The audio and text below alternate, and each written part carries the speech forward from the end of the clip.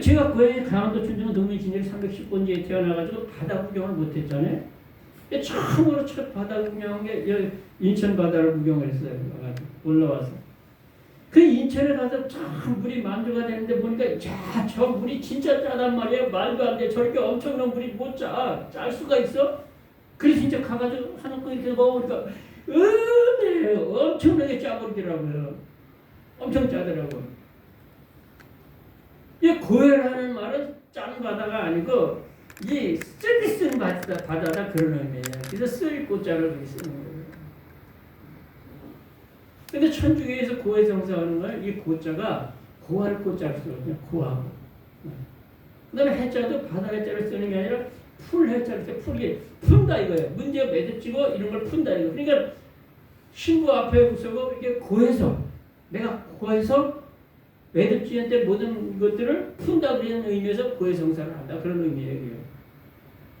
예, 그거와 지금 제가 말씀드리는 인생은 고해다라는 이 고해는 이 의미가 다른 그런 고해라는 말씀을 드리는 거죠. 그래 이렇게 참 인생이 이렇게 고해와 같은 세상을 살아가시는 저와 여러분들 정말 참 예수 없는 인생은요 정말 인생이 정말 힘들어요. 고통스럽다니까. 그래도 우리가 때가 돼서 하나님이 부르시기 전까지는 살아야 되잖아요. 어차피 살아야 되잖아요. 근데 성경은 보면 항상 기뻐라고 그랬잖아요. 그리고 밤새 감사하라고 그랬잖아요. 어떻게 기뻐하면서 감사하면서 사냐 이거지. 이렇게 쓰디쓴 인생의 바다, 이 고해 같은 세상을 살아가면서. 그거는 바로 예수 안에서 완전히 거듭나고 새 사람 되고 우리의 참 이 근본이 심령으로부터 이렇게 바뀌어졌을 때 새로운 그 세계를 접할 때 그때 우리가 그것이 가능하다는 것이죠. 그래서 우리가 참 우리 주님이 이 요한복음 2장에 보면은 첫 시작이 이렇게 말씀하고 있어요. 사흘 되던 날에 이 예수의 어머니 갈릴리 가나의 혼인잔치가 있어서 예수의 어머니도 거기 청혼을 받았고 예수와 그의 제자들도 그 청혼을 받았더니 이렇게 말씀하고 있단 말이죠. 그러면서 그 집에 그 포도주가 떨어지는 일이 벌어졌잖아요. 그 집에 포도주가 모자란지라 예수의 그 어머니가 예수께 이르되 이 집에 포도주가 떨어졌다 하니 예수께서 가라사대 여자여 그것이 나와 무슨 상관이 있나이까 내 때가 이르지 못하였나이다. 예수의 어머니가 그 종들에게 이르되 무슨 말씀을 하시든지 그대로 하라 하니 거기 유대인의 결례를 따라서 두세 통 드는 그 항아리 6개가 있는지라 예수께서 가라사대 물을 그 항아리에 떠다 담으라 하니 거기 가득 아구가에 채웠더니 이제는 떠다 갖다 주라 하니 그 물을 그 연회장에 갖다 주었더니 이 연회장에 있던 사람들이 그 물이 변한 포도주 된 그 물을 맛보더니 그 주인을 불러서 야 사람마다 먼저 이 참 좋은 포도주를 내가 높은 포도주 귀한 걸 냈다가 이 취한 후에 이 낮은 것을 내거늘 그대는 지금까지 좋은 포도주를 주었다가 하나 그 포도주를 이런 정도로 물동을 하인들은 아나 그 연회장에 있던 사람은 알지 못했다고 그랬잖아요. 어디서 나왔는지. 그러니까 예수님이 처음 이렇게 표적을 일으키신 일이 물이 변하여 포도주로 바뀌어지는 것을 만들었단 말이에요. 왜 하필이면 첫 표적을 여러분 포도주는 기쁨을 상징하는 것이고 그렇지만은 그러나 사실상 술이잖아요. 부정적으로 표현한 데가 많이 있단 말이에요. 더 많이 있어요. 그 장은 17장 1절에 보면은 포도주는 교만케 하는 것이요 독주는 떠들게 하는 것이라 물론 이에 미혹되는 자에겐 지혜가 없느니라 그랬거든요. 그 애도 이사야서에도 보면 근데 포도주에 대한 부정적인 얘기가 많은데 왜 하필이면 주님은 순수한 그 물을 가지고 왜 그 부정적인 포도주를 만드셨겠냐 이거죠. 근데 한번 질문을 이게 말이 나왔으면 이 요한복음 2장 1절에 사흘 되던 날에 이렇게 시작한단 말이에요. 근데 그 사흘 되던 날이 무슨 뜻이에요? 뭐에 사흘 되다는 얘기가 있어요. 무슨 의미로 사흘 되던 날에 이렇게 말을 했냐 그걸 아시죠? 앞에 뭔 사건이 벌어졌어요? 나다는 거지. 요한복음 1장을 찾으셨나 본데 네. 그러면은 찾으셨으면 금방 보시겠네. 1장 19절을 한번 읽어보세요. 첫 마디만 읽어보세요. 유대인들이 예루살렘에서 제사장들과 레위인들을 요한에게 보내어 내가 누구냐 물으되 아니 1장 19절인데 1장 19절만인데요. 그래요? 네. 요한복음 1장 19절 29절 29절요? 이튿날 이튿날이죠. 요한이 예수께서 자기에게 네. 나오심을 보고 이르되 그다음에 내가 세상 죄를 지고 가는 그다음에 43절 한번 읽어보세요. 43절 이튿날 네, 또 이튿날 나오고. 그래서 4일 네. 예수께서 그다음에 46절인가 45절인가 46절 한번 보세요. 45절인가? 빌립이야 나가 내가 한번 찾아볼까요? 43절이 43절이 이튿날 이튿날이잖아요. 네. 43절에 29절이 그다음에 29절이 이튿날 이튿날이에요. 그러니까 4일 됐잖아요. 네. 사흘째 그다음에 또 이튿날이 또 있어요. 또 있어요. 예.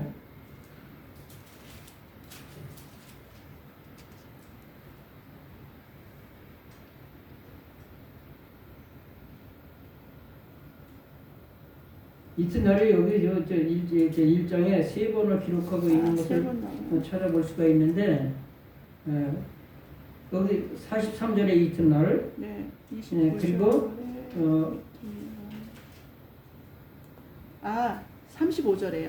35절이요? 네. 또 이튿날 요한이 자기 제자 중 35절 두 또 사람과 이튿날. 함께 섰다가. 근데 여기 이제 이 이튿날은 뭐냐면 이제 그 예수님이 세례를 받은 날, 뭐 빌립이 부름 받은 날, 그리고 저기 이 베드로 시몬이 부름 받은 날, 그걸 하루 사이로 이튿날 이렇게 네. 말씀하시는 거란 말이죠.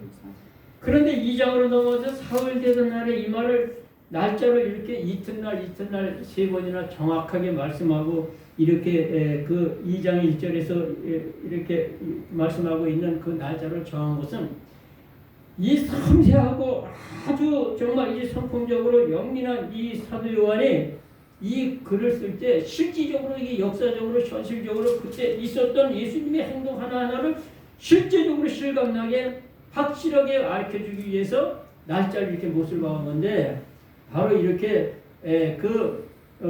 빌립이 나다나엘을 전도해서 오고 난 날로부터 사흘이라 그러네요. 그래서 물이 변화의 포도주가 됐으면은 정말 이 물이 변화의 포도주가 되면은 우리 뭐 흔히 많이 얘기 들었으면 완전히 근본이 바뀌어진 거잖아요. 그래서 참 이 술과 술 취한 사람하고 성령 취한 사람하고 뭐 이것 참 비교해서 또 막 이렇게 우스갯소리도 많이 하고 그럽니다만은 일단 술보다는 이 술이 이 물보다는 아주 비싼 인생이잖아요. 아주 비싸잖아요. 가치가 고가지. 물보다는 비싸죠. 예. 네. 아무리 물로 사 먹어서 물이 비싸다 그래도 포도주, 와인 같은 거 얼마나 비싸요. 네. 그리고 이 물하고 이 포도주하고는 얼마 어때요? 아주 색깔이가 밝은 게 완전히 색깔이가 달라지잖아요. 그래서 이게 사람이 하나님의 사람으로 거듭나고 새 사람 되면 완전히 그냥 그 얼굴색이 참 은혜롭게 이게 환하게 이렇게 변화되는 그런 모습을 보잖아요. 그리고 이 물보다 포도주가 많은 사람들에게 기쁨도 주고 막 그냥 즐거움도 흥을 돋아주고 그러지 않습니까?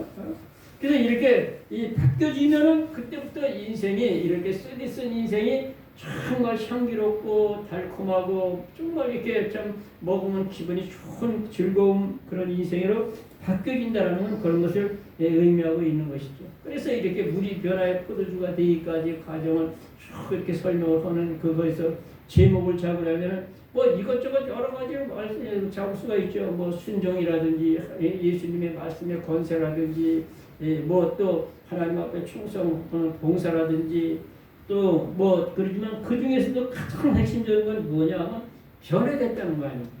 물이 변해서 포도주로 바뀌어졌다는 게 이게 핵심적이란 말이잖아요. 그래서 우리가 정말 참 이렇게 쓰디쓴 고해와 같은 인생을 살면서 우리 인생이 그렇게 항상 기뻐하고 감사하는 삶을 하나님이 저와 여러분에게 향하신 뜻대로 사는 것은 바뀌어져야 된다는 거예요. 바뀌어져야 돼요. 그렇게 근본이 바뀌어지지 않으면은 인생의 모든 것이 다 우리 사모님 얘기하는 대로 인생이 풀과 같고 꽃과 같고 그리고 아침 한기 같은 거 그림자 같은 거 그냥 그렇게 인생이 허무한 것만을 그렇게 참 우리가 찾아볼 수밖에 아무것도 없더라고 하는 것이죠. 그래서 인생은 아무튼 우리가 이렇게 살아가는데 이 참 살기가 너무너무 힘들고 고통스러운 이 고난과 시련과 아픔이 많이 있는데 대부분 우리 인생이 살아가는 데 있어서의 이 고통과 이 고난은 이 성경적으로 보면 죄의 싹스로 그렇게 온 거죠. 죄 때문에. 에덴이라는 기쁨과 감사가 충만한 그 동산에서 정말 먹고 사는 건식 걱정 없고 정말 기와 요초만 바라고 정말 그냥 먹을 만한 실과가 가지가지 어마어마하게 많고 너무너무 좋은 데서 죄를 지으면서부터 그러면서부터 이제 거기에 이제 참 그 땅이 저주를 받고 그리고 좀 염려와 근심과 걱정과 고통이 오게 되고 그래서 지혜의 열매는 쓰디쓴 열매를 먹으면서 그렇게 인생이 살 수밖에 없게 되는 것이죠. 그런데 우리가 이 땅에 살아가면서 실질적으로 생활면에서 보면요. 이 우리가 당하는 이 고난과 고통은 무조건 우리가 뭐 죄 때문에 그렇게만 생각할지는 좀 그래요. 왜냐? 우리가 살면서 대부분의 이 고난과 고통과 이 고뇌와 번뇌는 자기 잘못으로 오는 경우가 태반으로 많아 제가 보고요. 자기가 잘못해서 오는 그 고난과 고통을 당하면서 내가 져야 될 십자가지 그렇게 그냥 자기 이 잘못을 갖다가 십자가로 그냥 둘러매시는 건 그건 아니에요. 십자가는 뭐냐? 하나님의 뜻이요 하나님의 영광을 위해서 내가 감당하고 줘야 되는 것인지 내가 잘못해서 그냥 맺어지는 쓰디쓴 열매를 가지고 그걸 가지고 그렇게 갖다 결부시키지 말고 그거는 세계에서 풀어서 벗어 던져버려야 될 것이지 지고 가야 될 십자가가 아니잖아요. 주님이 마태복음 그러면 16장 20절에 누구든지 나를 따라오거든 날마다 자기를 부인하고 자기 십자가 지고 나를 쫓아오라고 그랬잖아요. 그렇기 때문에 우리가 끝까지 지고 가야 되는 것은 우리가 사명의 십자가, 직분의 십자가, 복음의 십자가 이런 그 하나님이 나를 통해서 이루고자 원하시는 그런 그 영광을 위해서 지고 가는 것이 십자가지 그냥 대도하는 걸 지고 가면 안 된단 말이죠. 그래서 무조건 그러는 거는 그건 아니라고 하는 거죠. 아무튼 좀 얘기가 서론이 길었습니다만 인생은 이렇게 고해 같은 이런 인생을 살아가면서 그러면서 하여튼 우리가 또 하나님이 우리에게 정말 우리의 일을 위해서 영혼을 사랑하시고 하나님의 사람으로 만들기 위해서 주시는 고통도 사실 있어요. 왜냐? 그 고통스럽지 않으면 하나님께 안 나와요. 왜 우리나라가 이렇게 복음이 침체되고 이렇게 기독교가 이렇게 침체 국면에 접어드는 건 다 아시잖아요. 먹고 살만하고 그냥 의학이 발달해가지고 그냥 어떤 진짜 100세 세대가 되고 이거 그리고 세상이 물질로 그냥 과학적으로 그냥 빛과같이 변화되고 세상에 유혹하는 게 너무 많고 정말 즐길거리 너무 많고 그런데 누가 그리타고에게 예수 믿고 그거 그렇게 안 하거든요. 그런데 참 고난 가운데서 참 고통스러울 때 그때 하나님께로 나오는 거예요. 그래서 여러분 전에도 말씀드렸지만 시편 119편 1절부터 마지막 167절까지 거기 보면 하여튼 그 율례, 규례, 법도, 교훈, 말씀 이 5가지가 말 중에 하나라도 빠진 건 한 5구절도 안 돼요. 꼭 들어가 있어요. 그만큼 말씀을 중요시하고 율례와 법도와 규례를 그렇게 중요시하기 때문에 그렇게 시편 119편에 길게 장장 길게 사용하면서 쓰시면서 그렇게 말씀한 건데 거기에 보면 그 시편 119편 67절에 보면 고난당하기 전에는 내가 그렇게 하였더니 이제는 내가 주의 말씀을 지키느니라. 고난과 고통과 시련 가운데서 하나님 앞에 천부의 의지 없어서 손들고 옵니다. 나와서 하나님의 말씀대로 살겠다고 그렇게 다짐하고 그렇게 살아가면서 자기 삶이 바뀌어지는 거란 말이죠. 그 71절로 가서 보면은 고난당한 것이 내게 유의라 이로 인하여 내가 주의 율례를 지키게 되었나이다. 이렇게 말씀하고 있지 않습니까? 배우게 되었나이다. 지키게 되었나이다. 이렇게. 그렇기 때문에 우리가 이 하나님이 우리에게 정말 하나님의 사람으로 만들기 위한 훈련과 연단의 그 과정에서 겪고 되는 이 고난도 있게 된다라고 하는 거죠. 그래서 그렇게 거듭난 사람들은 이제 그 하나님의 영광을 위해서 살다 보니까 또 당하는 고난이 초대교회에는 있었기 때문에 그래서 이 베드로 전서는 고난의 서신이라고 그러는 이유가 그 수신자가 누구냐? 기록한 사람은 베드로죠. 사도가. 근데 이 베드로에서 1장 1절에 보면은 예수 그리스도의 사도 베드로는 그 본도 갈라디아 갑바도기아와 아시아와 비두니에 흩어진 나그네 이렇게 말씀하고 있단 말이죠. 흩어진 나그네들에게 편지하노니 은혜와 평강이 너에게 있을지어다 말씀하는데 왜 그들이 그렇게 사방으로 그렇게 흩어졌느냐? 고난 가운데 핍박을 받으면서 고통 가운데서 그 핍박을 피해서 그렇게 다니다 보니까 그러니까 그렇게 흩어지게 됐던 거죠. 그래서 그들이 정말 예수 복음 때문에 그 핍박당하고 고난 가운데서 그냥 고향 친척 본토를 떠나서 사방으로 흩어져서 살아가는 그들에게 위로의 서신으로다 그렇게 그 베드로전서가 후서가 기록이 됐다는 거죠.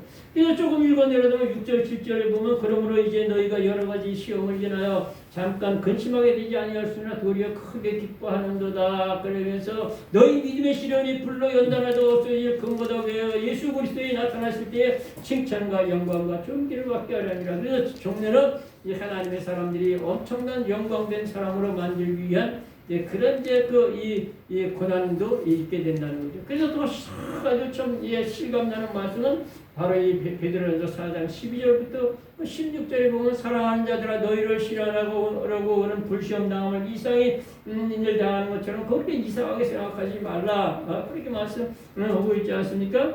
그러면서 말씀하시기를 이제 예수 그리스도에 나타날 때 너희가 또 즐거우고 기뻐하게 하려고 말씀하고 있지 않습니까? 그래서 너희는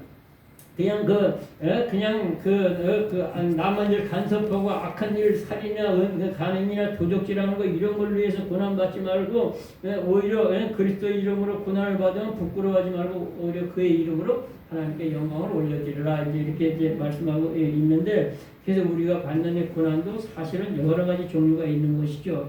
그런데 하여튼 이 성경적으로 보면 첫째는 타락하고 죄악에 된 사람들 때문에 살기가 힘들어요. 그거 사실이야. 그래서 참 이 본문 1절에 내가 돌이켜 헤아려서 행하는 모든 학대를 보았도다. 오라 학대받는 자는 눈물을 흘리게 저에게 위로하는 자가 없도다 이렇게 말씀하고 있지 않습니까? 학대를 누가 합니까? 사람들이 학대를 하게 되는 것이죠. 그래서 사람 때문에 일이 힘들고 사람 때문에 목회도 힘들고 사람 때문에 살아가는 것이 스트레스 많이 받고 그렇게 되는 것이죠. 지금도 세상에 일어나고 있는 모든 전쟁이나 이런 것들을 보면요. 사람 때문에 그렇게 좀 얼마나 많은 사람이 죽어가는지 몰라. 지금 이 러시아 우크라이나 전쟁 이 전쟁으로 말미암아 죽은 사람이 상원 이 러시아 쪽만 해도 상원 사람이 사상자가 140만 중에서 실제로 죽은 군인이 50만 넘는다고 그래요. 그러니까 그 전부터 그러잖아요. 너희들이 뒷동산에 호랑이가 무서운 게 아니라 사람이 무섭다. 호랑이한테 잡혀 먹인 사람보다 사람이 잡아먹은 사람이 무지개 더 많아요. 무지개 더 많아. 그러니까 사실 이 세상에 다 이렇게 그냥 고통스러운 것 사람 때문에 그런데 이게 죄악된 인생들이 타락한 인생들이 다 왜 그러냐 이기적이기 때문에 첫째는 개인적인 이기주의, 집단적 이기주의, 지역적 이기주의 그리고 또 이제 국가적 이기주의 아주 가지가지 이기주의가 얼마나 많아요. 그래서 그냥 집단을 크게 해서 무슨 애 크게 만들어가지고 무슨 동에 그냥 거기들이 또 뭉치고 또 그래가지고 예를 들어서 혐오 시설이 어디에 들어간다 그러면 그 동네 우리 동네에 그게 어디 들어오냐고 웬 화장터가 여기 웬 말로 들어오냐고 쓰레기 처리장이 여기 어딘데 들어오냐고 그러면 다른 동네는 그거 그래 어떻게 해 그럼 다른 동네 다 마찬가지 그럼 그걸 시설을 안 만들면 어떻게 그러면 안 만들면 어떻게 하냐고 그런 거를 잘 파악을 해서 그렇게 해야 되는데 모든 게 이렇게 인간들이 이기적이고 그렇기 때문에 그런다는 거죠. 그래서 많이 읽어드렸습니다만 디모데후서 3장 1절에 내가 이것을 알라 말세에 고통하는 때가 아니라 말세 마지막 때 끝에 가서 더더욱 이렇게 고통스러운 때가 왜 그러냐 사람 때문에 그러는 거라는 거죠. 내가 이것을 알라 말세에 고통하는 때에 사람들이 자기를 따르며 돈을 따르며 자긍하며 회방하며 금요를 거역하며 감사치 아니며 거룩하지 아니며 무정하며 참수하며 절제하지 못하며 사나우며 선한 것을 좋아하지 않으며 배반하며 팔며 좌우하며 그리고 경건의 모양을 쓰는 경건의 능력을 부인하는 자들은 내가 이랬던 사람들에게서 돌아서라 그러면서 쭉 하여튼 거기 21가지로 그렇게 말씀하고 있어요. 그렇기 때문에 이 마지막 때에 참 이 사람들이 이기적이 되기 때문에 그렇기 때문에 참 사람들이 스트레스를 많이 받고 힘든 그렇게 고해와 같은 세상을 살아가게 된다라는 거죠. 이 성경적으로 창세기 3장 6절에 선악과 따먹고 나서 창세기 4장에서 가인과 아벨이 때려 동생을 죽이는 사건으로부터 시작이 돼서 그냥 그 일부 다처제가 시작이 되고 그리고 그냥 거기서 그냥 향나오거나 쾌락이 그냥 생기고 그리고 그냥 두발가이 각양 동철로 그냥 날카로운 무기 만들어서 전쟁을 일으키고 그냥 그 창세기 5장에서 죽고 죽어 자빠지는 그런 그 비극적인 인생이 됐는데도 창세기 6장에서 여전히 하나님의 아들들이 사람의 딸들의 아름다움을 보고서 계속해서 결혼을 하다 보니까 이 사람의 육체가 되어버렸다. 영적인 존재가 육신적으로만 쫓는 육신 덩어리가 되었다라는 거죠. 그래가지고 이제 노아 홍수가 시작이 되고 그래서 창세기 7장 8장에서 그냥 노아 홍수로 싹쓸이 했지만은 창세기 9장으로 넘어가서 노아의 그 식구들 그 셈과 함과 야벳 이 세 명을 통해서도 번식되는 것들 여전히 타락한 혈통적으로 부패한 인생들이 계속해서 하나님 앞에 이렇게 범죄하고 그러니까 창세기 11장에서 그냥 바벨탑 쌓는 사건이 벌어지고 야 이거 도저히 안 되겠다 하나님이 계속 멸망시킬 수가 없으니까 창세기 12장에서 그 아브라함을 보여서 믿음으로 구원받는 도리를 세우기 시작을 하는 거예요 이렇게. 그래서 우리가 정말 참 이렇게 타락한 인생들이 살아가는 이 세상이 그렇게 인간들이 다 이게 우리 사모님한테 그 얘기 몇 번 많이 했지 살다 보니까 난 이기적이다. 난 이기적이라고 솔직히 얘기해. 난 이기적이에요. 그거 아는 사람만 해도 다행이야. 그래도 나는 다양스러운 존재라니까. 그러니까 이게 자기 자랑이지 이게 자기 그냥 비판인지 모르겠는데 이걸 모르고 살아가는 인생은 지가 이기적인 것도 모르고 살아. 근데 난 이기적인 걸 알고 있어. 근데 프로테지가 다르다는 거지. 20%냐 30%냐 80%냐 90%. 먼저 얘기 다 했잖아요. 그러니까 하여튼 자기가 이기적이라는 걸 그걸 부인할 수 없는 거는요. 정말 옆에 사람이 그냥 똥을 싸봐야 냄새난다고 죽는다고 자기가 화장실에 가서 그냥 그 수세식병기에 물 거기다 안 싸고 옛날 그 재래식 거기 앉아서 싸면 앉아있는데 바로 그냥 코로다 바로 냄새가 들어와도 그 냄새를 그렇게 역하게 느끼질 않아요. 근데 그 냄새나 다른 사람 뱃속에서 음식물 썩은 냄새랑 똑같거든요. 똑같아. 바로 이렇게 성분도 똑같은 거예요. 그게. 근데 내 똥은 내 방구를 구수하게 느끼면서 왜 다른 사람 똥, 다른 사람 방구는 왜 그렇게 역하게 느끼냐고요. 이건 뭐냐? 이기적이기 때문에 그런 거예요. 똑같은 거예요. 그러니까 이기적이라는 내가 이기적이라는 것을 아는 사람은 그래도 다양스러운 존재야.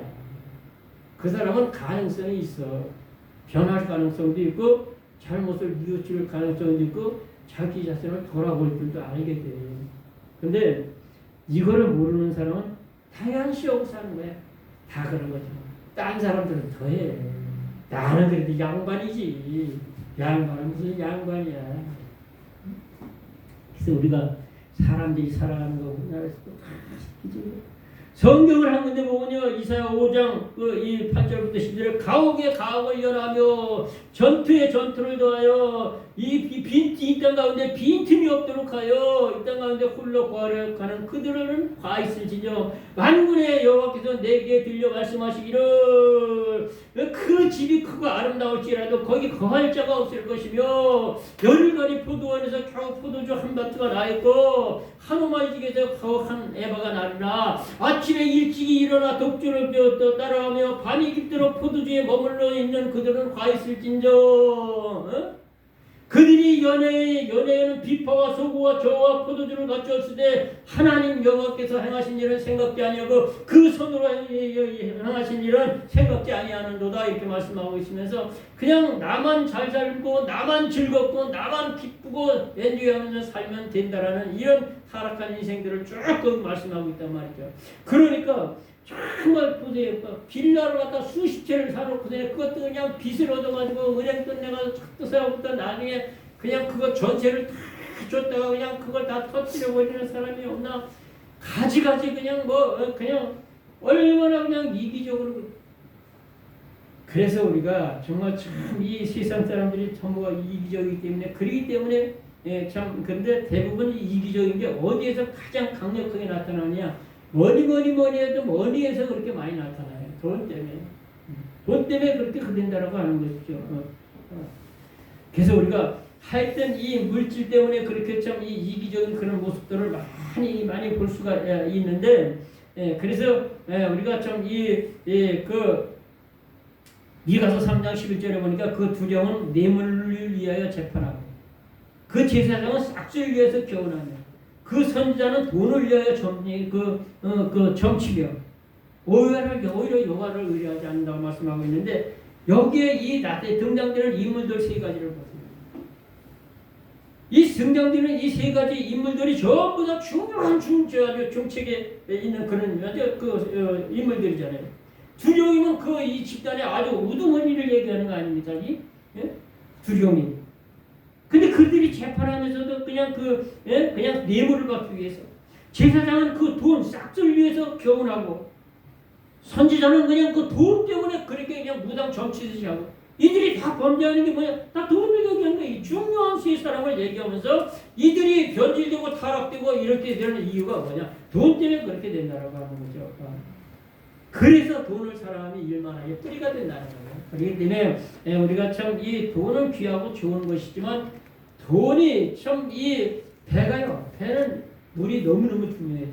물이 없는 데는 배가 소용이 없어. 물이 있어야 배가 물을 떠가죠.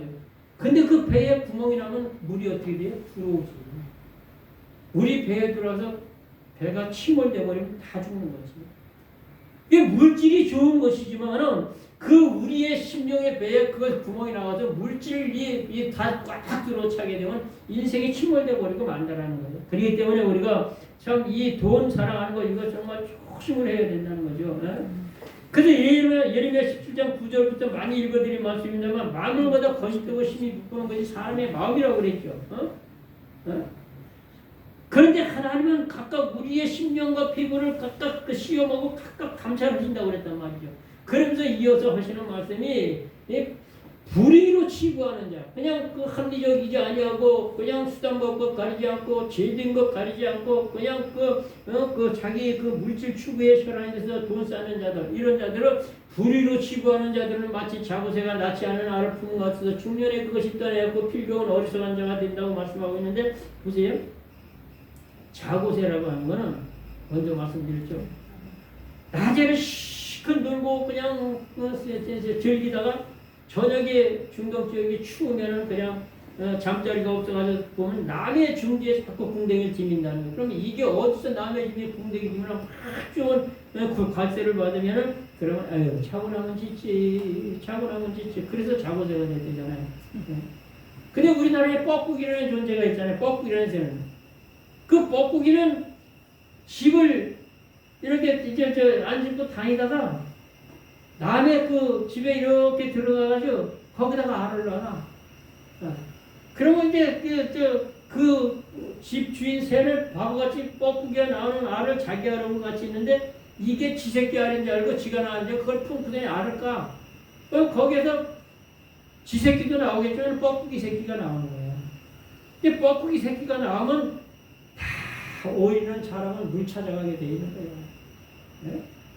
독수리가 아무리 그냥 알을 갖다가 깨놨어도 그게 자라면요, 독수리의 야생의 기질이 나타나는 거예요.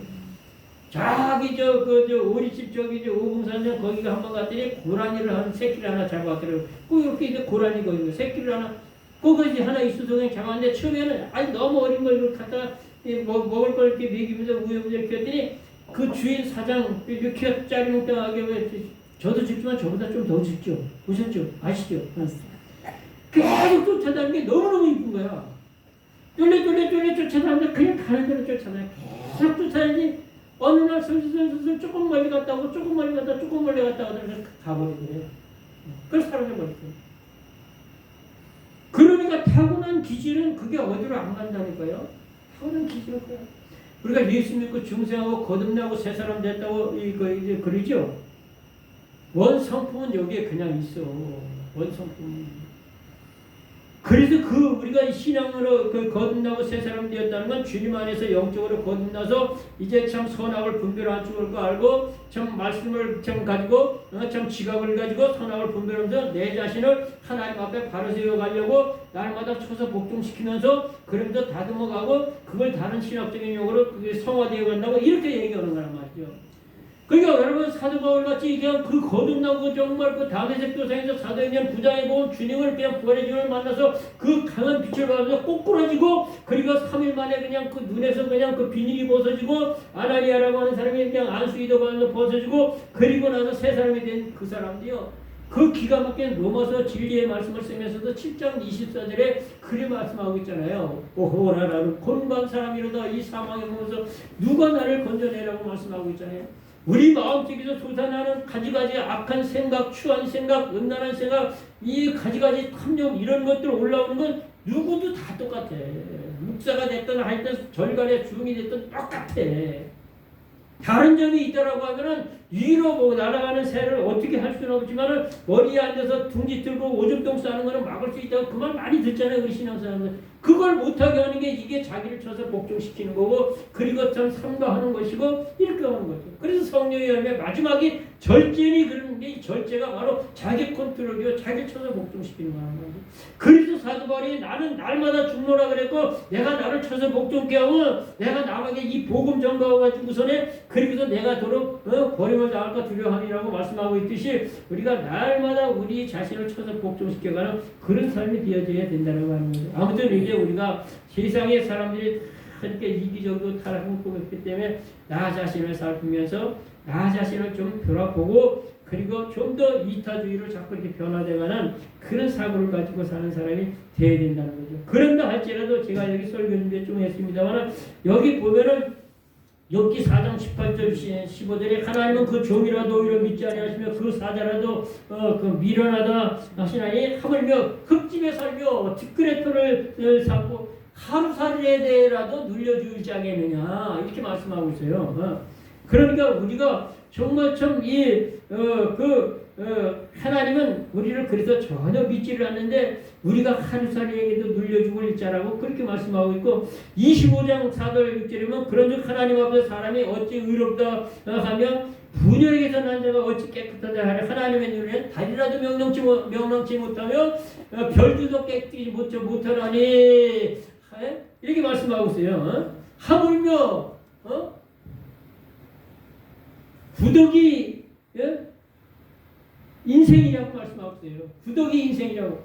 그래서 우리가 정말 참 우리 자신을 알아가면서 이기적인 데서 벗어나야 되고 두 번째는 그리고 바르고 옳게 성공해도 시기질투하는 사람들이 많이 있다고 오늘 본문에 4절 5절에 그러지 않습니까? 네? 오늘 4절 5절에 보세요. 4절 5절에 보니까 또 내가 본즉 사람의 모든 수고가 여러 가지 교묘한 일로 인하여 이웃에게 시기를 받으니 그것도 헛되어 바람을 잡으려는 것입니다. 여기 교묘이라고 하는 이 말은 부정적인 말이 아니에요. 이 원어를 그걸 찾아보게 되게 되면 여기 다 기록을 해놨습니다만 카시론이라고 하는 그런 그 원어를 쓰는데 똑바르다, 옳고 적절하다, 성공이다, 번성하다 이런 그러니까 똑바르고 옳고 진실하게 해서 성공하는 것들을 얘기하는 거예요. 교모이라는 이 단어를 원어를 찾아보니까 그렇기 때문에 우리가 이렇게 바르게 성공을 해도 시기하고 질투하는 것이 왜냐? 그것도 타락한 인생들은 그래요. 그러잖아요. 사촌이 땅을 사면 배가 아프고 아니 사촌이 땅을 사는데 왜 배가 아파? 사촌이 지질이 그냥 힘들고 어렵고 가난해가지고 나한테 맨날 돈 쳐오면 그렇게 좋고 시원하겠어 그러면? 사춘이 잘 돼서 가면 그래도 밥 한 그릇에도 편안히 먹고 오면 좋지 왜 그래. 그래 여러분 이 로마서 12장 15절에 보면요.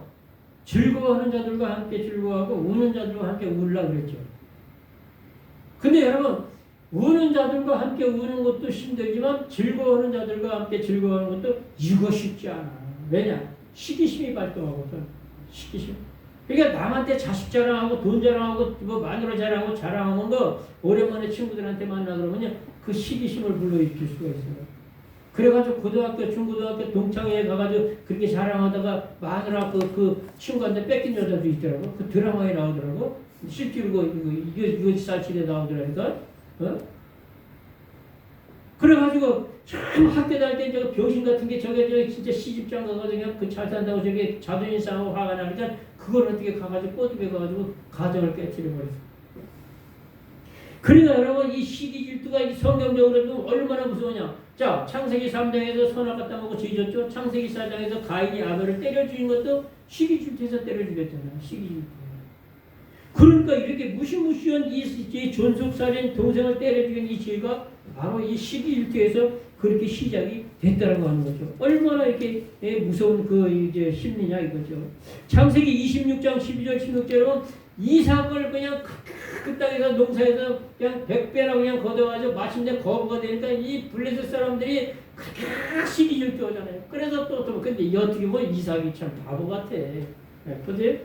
한 번 땅을 그 블레셋 사람들이 그냥 그 자기 아버지 아브라함 때 그 종들이 판 우물을 갖다가 흙으로 메우고 덮었다고 그랬죠. 그래 거기서 도망가서 또 그 종들이 또 그 우물을 파면 또 샘을 터졌어요. 물을 터졌어. 그래 그것도 그냥 우리 거라고 그러니까 거기서 또 그냥 그래 가져 또 가. 그래 또 덮었어. 이걸 보면 3번이나 그래. 그 병신도 그런 병신이 없어 이삭이. 사모님 같으면 그냥 눈에 쌍구를 키우고 그냥 안 놔둘 거예요. 여기 있는 사람 다 그럴 거예요.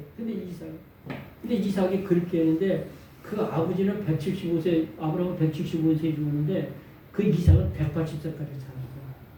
그리고 아브라함이 어마어마한 부자죠. 318명 식솔을 거느리고 있었으니까. 근데 그 아브라함을 거부라고 표현한 데는 하나도 없어. 근데 이삭은 거부가 됐어. 근데 이삭이 그렇게 병신같이 그냥 그렇게 도망 다니는 것 같이 그냥 피해만 다니고 그러는데 그런데 마침내는 그 군대 장관하고 그 비고로고 와가지고서는 그냥 가서 그냥 화친을 청하잖아요. 근데 보세요. 그 왜 그러냐. 창세기 22장에서 모리아 땅에서 이미 죽었기 때문에 그래요. 제단에 이미 묵혀서 올라갔잖아요. 거기서 이미 죽은 거예요. 그래서 시브리 11장 17절부터 쭉 보면 그 18절 19절에 보면 이 죽은 자 가운데서 도로받았다고 그렇게 얘기하지 않습니까? 그래서 참 이 이삭이 그렇게 살 수 있었던 거는 그는 이미 죽었던 인생이기 때문에 그렇게 살 수 있었지 않았나 그렇게 생각할 수가 있는 것이죠. 아무튼 참 이렇게 시기 질투가 무서운데요. 이와 이거 다 아시는 건지 모르겠습니다. 헬라의 비나에 어느 올림픽 경기에서 이 월계관을 차지한 그 1등 선수 기념비를 세웠는데 그 선수 때문에 참 1등을 못한 사람이 시기 질투가 나서 화가 나서 맨날 그 동상 밑에 가서 팠다는 거야. 밤에 아무도 맨날 파는데 마지막 날 그게 너무 깊이 파고 있다 보니 그게 너무 무서웠어요. 동상이 따라 뭉개가지고 그 자리에서 죽었잖아요. 그러니까 결국은 시기 질투는 서로 물고 먹으면 피차 멸망할까 조심하라고 말씀하신 대로 피차 망하는 길이 그건 망하는 것밖에 없다라고 하는 것이죠. 하여튼 이렇게 참 시기 질투하는 것이 많이 있는데 우리는 이걸 조심해야 되죠.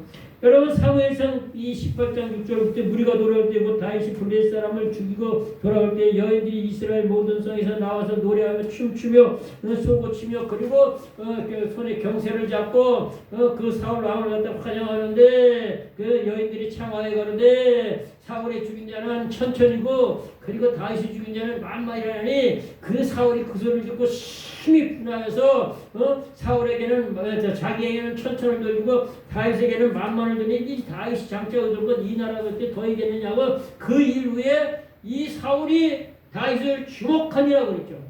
주목하면서부터 그 이튿날 여호와의 부리는 악신이 그 사울에게 강하게 내리네. 시기 질투하는 마음이 들어오면서부터 사울에게 이 하나님 부리는 악신이 그에게 강하게 내렸다는 거예요. 그래서 이 다윗이 다른 날과 같이 참 이 수금을 탈 때 다윗의 손에 그 사울의 손에 창이 있는데 그 사울이 가는데 내가 다윗을 벽에 막으리라 하고서는 큰 창을 던졌을 때 사울이 2번 피하고 지나갔더라고 그랬지 않습니까? 그러니까 여러분 다윗이 얼마나 매세에 뿜뿜하고 치밀한 사람인 줄 알고 그 다윗이 이 수금을 칠 때 이 기타라고 생각하면 비슷한 거니까 여기에 관심을 가지고 얼마나 그냥 기가 막히게 이러면서도 사울왕 손에 있는 창을 주시겠다는 거예요. 저 사울왕 손에 창이 지금 들어있다. 저 사울왕의 심리를 지금 깨뜨리고 있는 거예요. 저가 나한테 지금 어떤 행위를 할지 보고 있는 거예요. 그래서 사울은요 어마어마한 장수였어요. 역사님이. 네? 어마어마한 장수.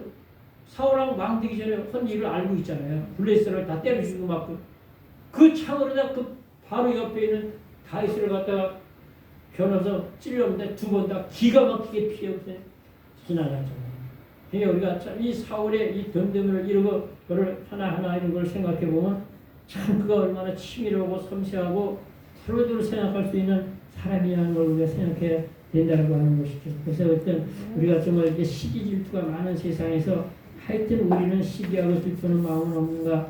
그 다음에 마지막으로 시간이 벌써 다 갔으므로 주 안에서 평안을 누리며 자족하는 삶을 살자. 이제 이렇게 이제 말씀을 해놨는데 우리가 이 자족은 일체의 비결이잖아요. 본문에서도 한 손에만 가득하고 평온함이 두 손에 가득하고 수고하고 바람을 잡으려는 것보다 낫다라고 말씀하고 있는 대로 우리가 정말 이 자족할 줄 아는 게 일체의 비결이고 사도 바울은 이 빌립보서 4장 이 10절부터 보면 내가 주 안에서 크게 기뻐하면 너희가 나를 생각하는 것이 이제다지 싹이 나미니 너희가 이 일에 대하여 생각은 있었으나 기회가 없었느니라. 내가 부족함으로 궁핍함으로 말하는 것이 아니라 어떤 일에 있었는지 내가 자족하기를 배웠느니 내가 풍부와 궁핍과 그 배부름과 배고픔의 일체 비교를 배우느라. 그러면서 13절에 내게 능력 주시는 자라서 내가 모든 거 할 수 있다라고 말씀하고 있지 않습니까? 그러니까 이 사도 바울은 이 자족을 갖다가 일체 비결이라고 얘기합니다. 인생사 통달하는 아주 일체의 비결이 뭐냐? 자족이라는 거죠. 그래서 그 자족은 모두 우리의 일상생활에 다 적용을 하면 이게 가지고 있는 물질에 대해서 자족하고 내 마누라 내 남편에게 자족하고 내 아들 딸에게 자족하고 그냥 전에 말씀드린 대로 높이 지켜줄 건 높이 지켜주고 내리다 볼 건 내리다 보고 이러면서 그렇게 사는 거. 이게 일체의 비결이 뭐냐? 자족할 수 있는 것이죠. 그 자족할 때 감사가 있고 기쁨이 있고 그렇게 되는 것이지. 한 부족한 것만 느끼면은 그런 원망이 있고 불평이 있고 계속 그렇게 되는 거 아닙니까? 그래서 우리가 참 이 자족이 일체 비결이라는 거죠. 시간이 다 갔으면서 이거 다 정하려면 또 시간이 자꾸 가니까 여기 이해와 탈무드에 나온 거예요. 요거 보면은 탈무드에서 사람을 평가하는 세 가지 기준을 여기에 보세요. 키오스오라고 하는 이 말은 돈주머니 앞에서 어떻게 행하는지 어떻게 변하는지 이거 보라는 거예요. 두 번째는 코스오라고 하는데 술 취했을 때 그 속에서 무엇이 들어있는지 그게 나온다는 거예요. 술 취했을 때.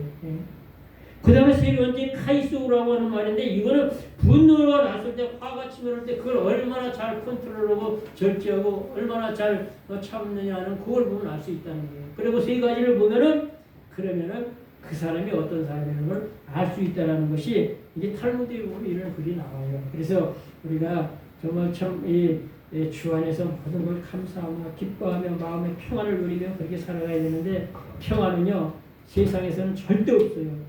오직 믿음 안에서 성령 안에서 말씀 안에서 우리가 주님 예수 안에서 평안이 있는 거지. 전에 말씀 몇 번 드렸잖아요. 평안만 있어야 되잖아요. 평안은 절대 없어. 이 평안은 어디에 있느냐? 그리스도 안에 있는 평안이 있다. 그러니까 주님이 이 요한복음 그 20장에 가서 보면요. 부활의 주님이 그냥 제자들이 둘이서 문 닫아서 근데 그거 딱 나타나가지고 야 의리배가 넌 이 비정 놈들아 정말 치사하게 특별히 너 베드로 너 이 새끼 나한테 뭐라고 그랬어. 야 옥에도 같이 가고 중에도 같이 가고 다 같이 간다고 그랬잖아. 그런데 너 이렇게 조금 그냥 그 기집애 앞에서 그냥 벌벌거리고 죽을까봐 나를 갖다가 그냥 모른다고 부인하고 난 저주까지 했잖아. 너 그것이 의리 있느냐 무슨 일이 막 그게 아니고 평안할지어다. 너에게 평안이 있을지어다. 너희가 평안하여 평안을 먼저 말씀하고 있어요. 그래서 우리가 정말 참 이 주님이 주시는 이 평안이 있을 적에 그럴 때 참된 평안이 있는 것이죠. 말씀을 정리합니다. 여러분 우리가 인생은 고해요. 그건 사실이야. 근데 우리가 주님 안에 있을 때 이 고해 같은 인생을 기뻐하며 감사하면서 그렇게 살아갈 수가 있는 것이죠. 사람 때문에 다 인생이 이렇게 참 고해 같은 세상을 사는 건데 근데 우리는 정말 그 사람이 타락한 인생들이 살아가는 삶이 그렇다는 걸 생각하고 내 자신도 그 중에 하나라고 생각하고 자기 성찰을 통해서 자꾸 좀 이기적인 거로 이타적으로 변화가면서 주님 닮아가는 거. 그리고 참 이 세상은 시기 질투가 많은 세상이고 저리가 많은 세상이다. 이거 생각하면서 나는 질투가 아니라 우는 자들과 함께 울고 즐거워하는 자들과 함께 즐거워할 수 있는 그런 삶이 되어야 되고 그리고 참 이 땅에 살아가면서 평안 뺏기면 아무것도 없어요. 돈 아무리 많아도 소용이 없어요. 그래서 이 평안이 여러분의 심령의 가정의 삶의 현장에 충만하시길 주님의 이름으로 축원합니다. 기도합니다. 되신 아버지 감사드립니다. 우리 하나님이 참으로 허락하신 이 땅의 삶은 고해와 같은 세상이 앞을 보나 뒤를 보나 모든 것을 볼 적에 세상 만사가 다 희노애락에 예쁘게 지나가고 맙니다. 하나님 아버지 주님 없는 우리의 삶은 참으로 인생이 쓰디쓴 고해와 같은 세상이라 할지라도 우리 하나님 주님과 함께하는 이 세상은 참으로 기쁨과 감사가 충만한 생활 되게 하신 것을 감사드립니다. 날마다 시기 질투가 아니라 함께 기뻐하며 즐거워하며 정말 하나님께 영광을 올 수 있도록 도와주시옵시고 그리스도의 평강으로 우리의 심령에 충만해서 정말로 불안한 세상 가운데서도 우리 마음에 잔잔한 호수처럼 평안케 도와주옵소서. 예수님의 이름으로 기도합나이다. 아멘.